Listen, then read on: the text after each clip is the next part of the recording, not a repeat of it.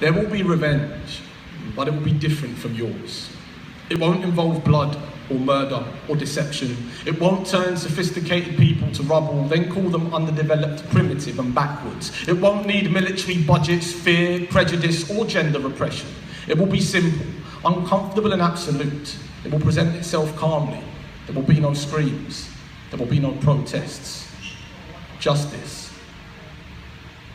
You are the owner of all energy needed to destroy or create worlds. Within you lies the peace of Akhenaten, the vision of Imhotep. We can go further, the first Messiah. You are the writer of knowledge, the keeper of truth. It's looking at you through the stones, in the history of the mountains and the DNA of the earth. You're there. This wicked narrative is new. It's evil and unwell. 1,000 years ago, you were teaching them. They were lost, barbaric, never knowing the evolution of language, of culture, the influence you had. You still have, you must have, because you're far from dead. Listen to the speakers, the knowers, the ones who tell you to open pages and find yourself there. Reinvent the past, pay the oppressor little mind. Little mind fears genius because it knows your story. It knows about the old kingdoms and the middle periods, from Moorish Spain to Muslim medicine. It knows about African mathematicians and the stone Canada circles of Nabta Playa. It knows, that's why it denies, that's why it tells you to kill yourself. Death has many faces. If something is made ill, why swallow it? Don't accept it, renounce it, and go back to before the chattel, the division and genocide, before the white Jesus, before the crusades and the foreign religions that came with priests and swords. Discover the hidden world, because history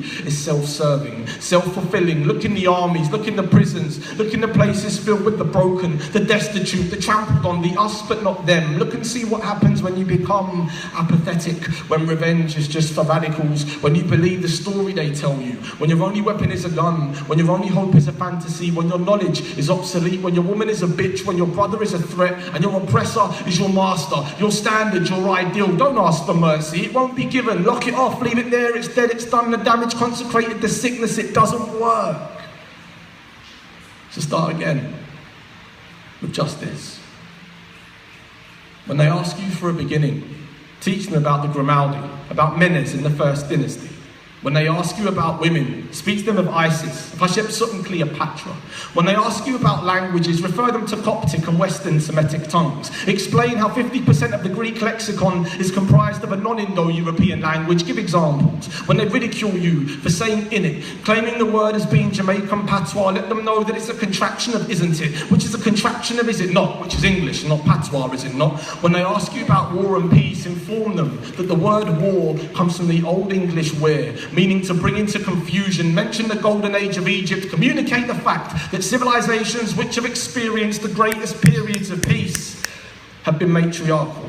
Say that twice. Include the fact that 70% of Native Americans did not ever wage war with each other. Refer them to Conquest, Sexual Violence and American Indian Genocide by Andrea Smith. Keep close to mind the Haitian Revolution, to Saint Louverture and Dessalines. If they interject calling you Afrocentric or a conspiracy theorist, reply with these names: Volney, Gerald Massey, Martin Brunel, Bouval and Brophy. Continue. Discuss human nature, how we remain products of our environment, how we mirror what we see, how certain genes are activated or deactivated in our childhood, determining who will become later. Explain what you mean by white supremacy as a political tool to divide and undermine those who don't fit the aesthetic. Discuss Thomas Spence and the making of the English working class. Look at degenerate families in the US and Anthony Stokes. Speak of Palestine with courage. Declare that before the 15th of May 1948, Zionists had already expelled 250,000 Palestinians. Emphasize that people are not born bad, that before capitalism and feudalism, communalism was how we lived, not primitive, but equal. Do not negate your woman. There is more to feminism than her physical appearance. You may wish to talk about Simone de Beauvoir, Bell Hooks and Angela Davis, and then poetry. The spoken word that predates the written word, oral tradition, art and storytelling. Speak until the sun has risen and set 1,000 times. Wear the crown that doesn't need a stolen jewel to shine. Assure them that you are made from love, that you speak from love, because that is from where you were born. Play them a song, read them a haiku, teach them how to dance. Many will laugh at you, many will brand you insane. Yet when has madness ever really mattered here?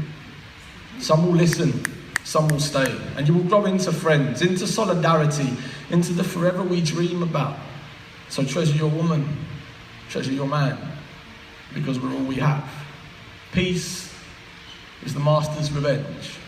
So stand in the present, draw for the future, and shoot with all the ammunition of the past.